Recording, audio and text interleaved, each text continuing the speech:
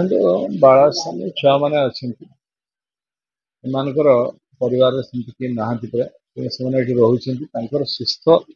ଏବଂ ସ୍ୱାସ୍ଥ୍ୟ